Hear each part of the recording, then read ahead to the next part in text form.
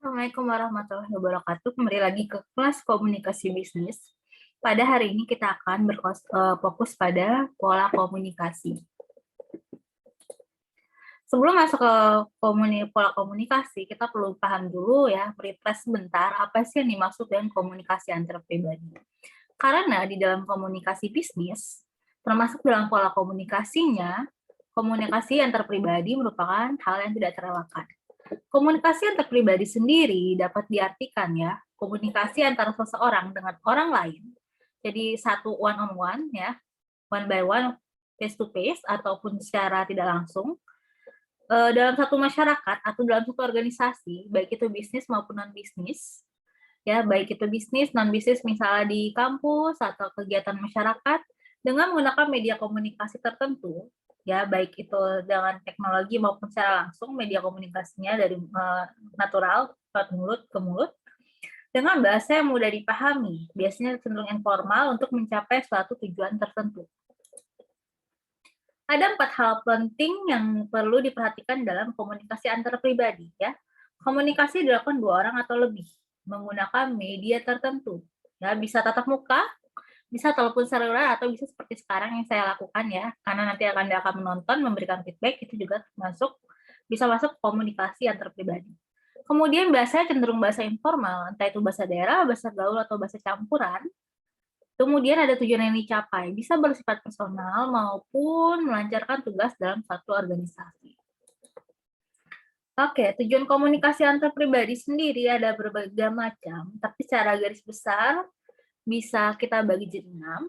Pertama, menyampaikan informasi, baik itu informasi pribadi maupun informasi organisasi, berbagi pengalaman, kemudian menumbuhkan simpati, bisa jadi karena ada keinginan melakukan kerjasama, dan menceritakan kecewaan atau kekesalan, ya, jadi misalnya curhat ya kalau yang dikenal istilah umum ya, menceritakan kekesalan, kecewaan atau kekesalan, dan bisa juga untuk menumbuhkan motivasi, untuk memotivasi seseorang untuk melakukan sesuatu. Oke, beralih ke hubungan komunikasi ya. Kalau tadi sudah kita pelajari komunikasi antar pribadi, kita akan melihat hubungan komunikasi ya. Hubungan komunikasi itu apa sih? Hubungan komunikasi bisa diartikan sebagai sekelompok masyarakat ya. Satu hubungan komunikasi yang terjalin antara masyarakat untuk mencapai tujuan tertentu. Dan melalui komunikasi dimungkinkanlah pencapaian tujuan tersebut ya, pola kerjasama untuk melakukan tujuan tersebut. Hubungan komunikasi yang baik antar manajer dan karyawan, antar karyawan maupun karyawan dan customer itu membantu pencapaian tujuan organisasi yang telah diterapkan. Ya, jadi pembinaan hubungan komunikasi itu bisa membantu mencapai tujuan yang diterapkan. Hubungan komunikasi di sini bisa antara manajer karyawan, dan karyawan dengan karyawan. Oke, kemudian ini peran manajerial menurut Minbergs. Ya, para manajerial dalam komunikasi ya, di sini menempatkan diri sebagai manajer karena manajer atau pemimpin atau leader itu punya fungsi penting dalam dialog komunikasi dalam suatu organisasi. Ada peranan antar pribadi.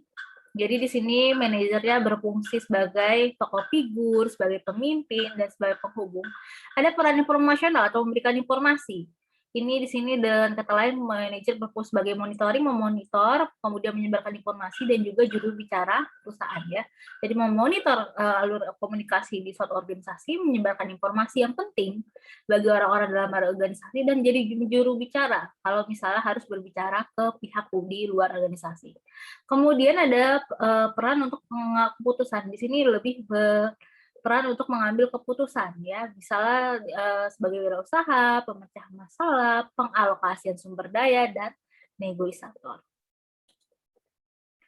Oke, pola komunikasi. Pola komunikasi ya berarti saluran komunikasi ya. Sebenarnya pola komunikasi berbicara mengenai saluran komunikasi, ada saluran komunikasi formal dan informal. Kalau yang namanya informal tentu cenderung luas ya, fleksibel dan tidak ketat, bahasa pun digunakan adalah bahasa sehari-hari, bahasa non formal. Berbeda dengan komunikasi formal, ada aturannya, ada aturan mainnya, tidak bisa sembarangan, tidak fleksibel ya. Ada hal-hal yang harus pertimbangkan dalam menyambung saluran komunikasi ini. Saluran komunikasi formal bisa terdiri dari komunikasi atas ke bawah, dari bos ke bawahan, karyawan bawahan.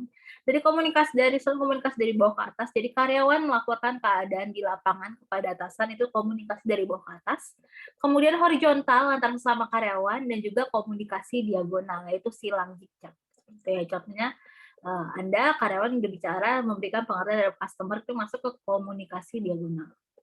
Komunikasi formal sendiri karena ada peraturan yang ketat cenderung birokratis ya. Dan ada kecenderungan pengambilan keputusan menjadi lamban karena kan harus menyampaikan informasi terlebih dahulu dari bawah ke atasan atau sebaliknya dari atas ke bawah.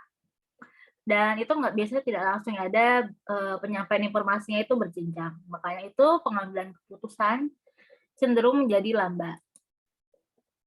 Oke, ini kemudian cara mengolah komunikasi ya. Cara mengolah komunikasi bisa melakukan dengan penanganan pesan-pesan rutin, mengurangi jumlah pesan, memberikan instruksi yang jelas, dan mendelegasikan tanggung jawab serta melatih petugasan. Jadi, untuk cara mengolah komunikasi untuk penanganan pesan-pesan rutin agar tidak berulang, agar tidak repetitif, itu bisa mengurangi jumlah pesan yang kira-kira isinya sama.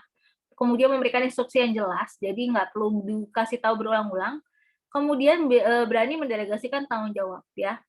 Kemudian melatih petugas. Kemudian penanganan krisis komunikasi ini ketika pada saat komunikasi terjadi kesalahpahaman sehingga menimbulkan permasalahan, ada dua hal yang bisa dipilih. Pertama, bersikap diam dulu sampai emosinya mereda, sampai semua kesalahpahaman dan negativitas itu mereda, baru kemudian meluruskan apa yang sebenarnya terjadi ya. Jadi penanganan komunikasi ada baiknya ngambil break dulu, stop dulu, bersikap diam sampai semua energi negatif dan feedback negatif dan segala macam kesalahpahaman sedikit mereda, baru kemudian meluruskan apa yang sebenarnya terjadi. Oke, kemudian berbicara meningkatkan keterampilan komunikasi. Bisa dilakukan dengan berbagai cara. Yang pertama, itu mendengarkan terlebih dahulu. Mengapa mendengarkan? Karena seorang komunikator yang baik itu juga harus diawali sebagai listener yang baik.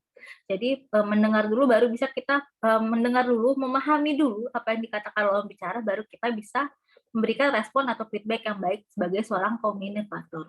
Kemudian banyak membaca tentu bisa belajar untuk menyampaikan ide-ide yang lebih baik. Membuat percakapan semenarik mungkin. Kemudian melakukan wawancara. Wawancara di sini bisa berupa Anda mau misalnya mempresentasikan suatu terhadap kelompok, terhadap organisasi. Anda bisa kira-kira mencatat poin-poin apa sih yang akan ditanyakan dan Anda sudah bisa mempersiapkan jawabannya. Itu bisa contoh dari melakukan wawancara. Kemudian berdiskusi dengan kelompok-kelompok kecil, belajar berpidato dan presentasi, dan juga bisa ditingkatkan melalui seringnya menulis surat, memo, dan laporan. Ya. Penulisan surat, semakin sering menulis surat, memo, dan laporan akan semakin baik hasilnya karena kemampuan komunikasi kita meningkat.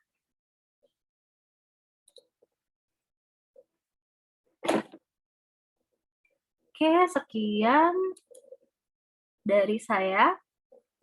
Saya akhiri sampai sini. Jangan lupa dikerjakan tugasnya ya. Nanti link pengumpulan tugasnya dikumpulkan untuk nanti akan saya bagi di hari Senin. Assalamualaikum warahmatullahi wabarakatuh. Waalaikumsalam warahmatullahi wabarakatuh.